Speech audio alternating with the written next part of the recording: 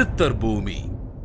வெற்றிவேல் முருகனுக்கு அரோகரா, வீரவேல் முருகனுக்கு அரோகரா, அறுவடை முருகனுக்கு அரோகரா. பாமன் சாமி கோயிலுக்கு, பாமன் சாமி ஜீவ சமாதிக்கு நம்ம ஏன் போகணும், அங்கே போனால் என்ன கிடைக்கும் அப்படின்ற விஷயங்களை பற்றி இப்போ பேச போகிறோம்.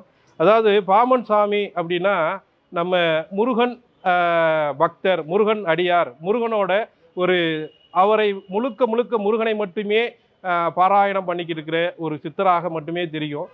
நம்ம வந்து ஒரு தெய்வத்திட்ட போகணும், நம்ம ஏன் ஒரு பெருமாளை போய் கும்பிடணும் அப்படின்னா, ஏன் நம்ம சிவனை கும்பிடணும் அப்படின்னா, அவங்களோட இயல்பு, அவங்களோட குணம் நமக்குள்ளே வந்து நம்ம அவங்களாக மாறிடுவோம்.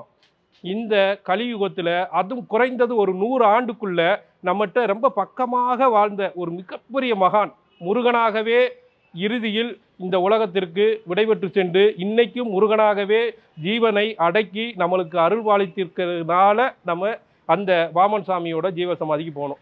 சரிங்க, முருகனாகவே நாளாக மாற முடியுமா, இல்லை நீங்களாக மாற முடியுமா அப்படின்னா நிச்சயமாக மாற முடியும். எப்படி மாற முடியும்? முருகன்னா யாரு, முருகன் என்னவா இருக்காரு அப்படின்னா, முருகன் மிகப்பெரிய தைரியசாலியாக இருக்கிறாரு, மிகப்பெரிய கருணை கடலாக இருக்கிறாரு, மிகப்பெரிய அளவு கடந்த அன்பையும் அருளையும் வாரி வணங்கக்கூடிய, அதாவது நீங்கள் எதிரி அப்படின்னா எதிரி கூட சண்டை விடுவோம், எதிரியை மன்னிக்கலாம். ஆனால் எதிரியை மன்னித்தது மட்டும் இல்லாமல் அவருக்கு தனக்கு இணையான ஒரு அருளையும் அந்தஸ்தையும் கொடுத்து அவர் பக்கத்திலே வச்சுக்கிட்டாரு பாருங்க. அந்த குணம் நம் முருகனை தவிர வேற எந்த கடவுளுக்கு வராது. அந்த முருகனை நம் பாமன் சாமி வேண்டுனதுனாலையும் அவரை வணங்கினதுனாலையும் அவர் இறுதியாக முருகனாகவே வாழ்ந்து நம்மளோட அங்கே ஜீவசமாதி திருவான்மியூரில் அற்புதமான இடம். நீங்கள் அங்கே போய் பேசுகிறீங்க, அங்கே பேசாமல் இருந்தால் மட்டும்தான் பாமன் சுவாமி பேசுகிறது, முருகன் பேசுகிறது உங்களுக்கு கேட்கும். அடிப்படையாக மனிதனுக்குள்ளே இருக்கக்கூடிய அந்த கருணையாக இருக்கீங்களா? அந்த கருணை, அந்த அன்பு, அந்த நேசம் உங்களுக்குள்ளே இருக்கா? சக மனிதனை நீங்கள் நேசிக்கக்கூடியவராக இருக்கீங்களா? அப்படி என்றால் முருகனோட அருள், முருகனோட வைராக்கியம், முருகனோட குணம் அத்தனையும் உங்களுக்குள்ளே இறங்கிருங்க. எவ்வளோ பெரிய துன்பம் உங்களுக்கு இருக்குங்க. நாளைக்கு இன்னும் ஒரு 5 நிமிஷத்தில் என் உயிரை நீர்த்துக்கிற அளவுக்கு எனக்கு துன்பம் இருக்குது அப்படின்னு நீங்கள் நினைச்சீங்கன்னா நீங்கள் போக வேண்டிய இடம் முருகன் அடியாராக வாழ்ந்து முருகனாகவே மாறிப்போன அந்த பாமன் சாமி கோயிலில் தான் நீங்கள் போய் உட்காரணும். உட்காந்து பாருங்களேன், அமைதியாக உட்காருங்க, அவர் பேசுகிறது கேட்கும். சரிங்க, உங்களுக்கு கேட்டுச்சா? சத்தியமாக கேட்டுச்சுங்க. என்னை பற்றி உங்களுக்கு சொல்லியிருப்பேன். ஒரு சாதாரண ஒரு டைல்ஸில் வலிக்கி விட்டு கீழே விழுந்துடுறேன், எலும்பு வந்து உடஞ்சிருச்சு. அது எங்கே உடஞ்சிருக்கு அப்படின்னா பிளேட்டுக்கு பக்கத்தில் உடஞ்சிருச்சு. அப்போ முருகனோட, நம்ம தான் பாமன் சாமியோட வரலாறு தெரியுமே. அவர் அதே சென்னையில் எலும்பு முறிவு ஏற்பட்டு சென்ட்ரல் மருத்துவமனையில் இருக்கிறாரு. கடைசியாக எலும்பே ஒட்ட வைக்க முடியாதுங்க, அறுவை சிகிச்சை பண்ணணும்னு சொல்லக்கூடிய சூழல் இருக்கிறப்ப முருகன் நேரடியாக அந்த பூமி பாருங்க, இன்னைக்கு சென்னையில் முருகன் அங்கே வந்து நேரடியாக காட்சி கொடுத்தாரு. அவருக்கு நான் இருக்கண்டா மகனே, நீ எதுக்கும் கலங்காத அப்படின்னு சொல்லக்கூடிய ஒரு நிகழ்வை இந்த 100 ஆண்டுக்குள்ளே நிகழ்த்தினது எங்கே அப்படின்னா ரொம்ப பக்கத்தில் இருக்கக்கூடிய பாமன் சாமிகிட்ட தான். எனக்கு ஆயிடுச்சு ராயப்பேட்டையில், நம்மளுக்கு இவருக்கு அறுவை சிகிச்சை பண்ணுறதா இல்லை அப்படியே மாவு கட்டு போட்டு ஊருக்கு அனுப்புகிறதா அப்படின்றப்ப அந்த கட்டு போடுறப்ப ஒரு பிரசவ வலிக்கு இணையான வலி எது அப்படின்ட்டு மருத்துவம் சொல்லுது அப்படின்னா எலும்பு உராய்வு தான். அந்த எலும்பு உராயுது, கத்துறேன் முருகா முருகா முருகான்னு கத்துறேன்.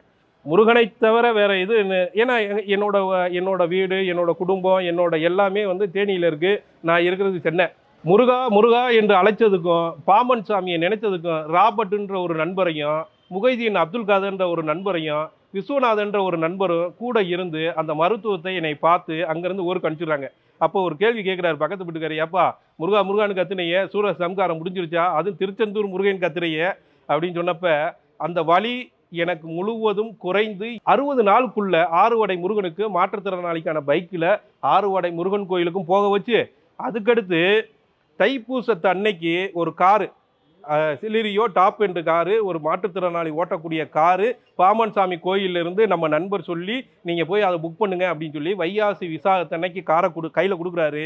கொடுத்தது மட்டும் இல்லாமல் ஆறுவடை முருகன் கோயிலுக்கு 3 தடவை இந்த 1 வருடம் முடிவுக்குள்ளே என்னை சுத்த வைக்கிறார்.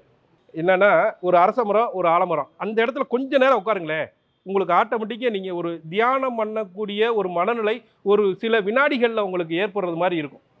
அது மட்டும் இல்லாமல் நீங்கள் அமைதியாக அங்கே உட்கார்ந்தீங்கன்னா உங்கள் பிரச்சனைக்கு என்னெல்லாம் தீர்வோ அது உங்கள் மனமே சொல்வதை நீங்கள் கேட்கலாம். இப்போ இந்த ஏஎல்பி ஜோதிடத்தில் இருக்கக்கூடிய விஷயத்தில் இந்த பதிவில் நான் ஏன் சொல்லணும் அப்படின்னா, பாமன் சாமி அந்த குரலை, ஒரு மகானோட குரலை நீங்கள் கேட்பதற்கு அமைதியாக இருக்கணும் அப்படின்னா, நாம் பேசக்கூடிய நிறைய பேச்சுக்கள் பிறரை பற்றி தான் இருக்குது. பிறரோட குறை, பிறரை பற்றியான உண்மைக்கு புறமான விஷயங்களை பேசுகிறது எல்லாமே நம்மளுக்கு இயல்பாக இப்போ இருக்குது. அப்போ எங்களோட ஏஎல்பி ஜோதிட ஆசான், எங்களோட குரு பொதுவுடை மூர்த்தி ஐயா சொல்லக்கூடிய தகவல் என்னன்னா, தம்பி நீங்கள் வாழ்க்கையில் முன்னேறணும்னா முதலில் பிறரை குறை சொல்வதை, பிறரை தீர்மானிப்பதை நிப்பாட்டுங்க. இதை நிப்பாட்டிட்டீங்கன்னா உங்கள் வாழ்க்கை பெரிய மலர்ச்சி. இது அடிப்படை வகுப்பில் 4வது நாள் சொல்லித்தரக்கூடிய ஒரு பாடல். நிச்சயமாக நான் நிப்பாட்டியிருக்கேன். நிச்சயமாக என் வாழ்க்கையில் ஒரு பெரிய மாற்றம், பெரிய முன்னேற்றம். எனக்கு இயல்பாகவே நான் செய்துக்கிட்டு இருக்கக்கூடிய சின்ன சின்ன தவறுகளை, நம்மளுக்கு தெரியாது நம்ம ஏன் ஜெயிக்கல, நமக்கு ஏன் இவ்வளவு அறிவு, திறமை, உழைப்பு எல்லாம் இருந்து ஏன்டா ஜெயிக்கலன்னு சின்ன விஷயமாத்தே இருக்கும். அந்த சின்ன விஷயத்தை ஐயா எனக்கு ஞாபகப்படுத்தினதுனால இப்போ நான் போகக்கூடிய அத்தனை ஜீவ சமாதிக்கும், அத்தனை முருகன் கோயிலுக்கும் அமைதியாக போகிறேன். வேறு ஃபோனே அட்டன் பண்ணுறதில்ல.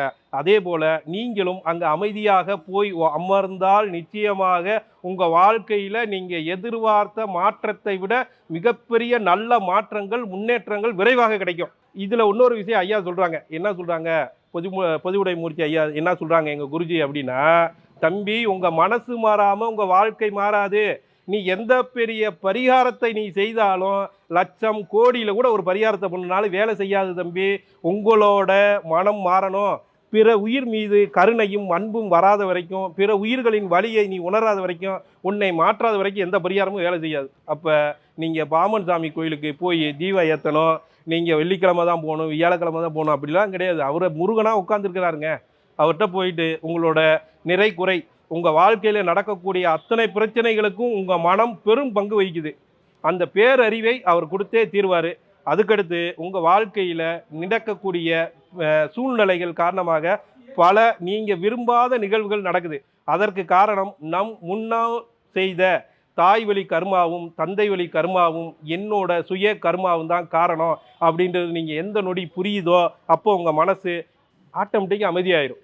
அந்த அமைதியான மனதோட நீங்கள் போய் பாமன் சாமியை பாருங்கள். நிச்சயமாக முருகனாக மாறி, எப்படி நீங்கள் முருகன்கிட்ட போய் என்ன கேட்குறீங்களோ அது கிடைக்குதோ அதை விட லட்சம் மடங்கு உங்களுக்கு கிடைக்கும்ன்ற செய்தியை உங்களுக்கு சொல்லி இந்த பதிவை நிறைவு செய்கிறேன். பாமன் சாமிகள் திருப்பாதம் பணிந்து எங்கள் ஏஎல்பி ஜோதிட ஆசான் பொதுவுடை மூர்த்தி ஐயா அவர்களின் பாதம் பணிந்து இந்த பதிவை நிறைவு செய்கிறேன். ஜெய குருதத், ஜெய குருதத், ஜெய குரு பர்ஷா. சித்தர் பூமி.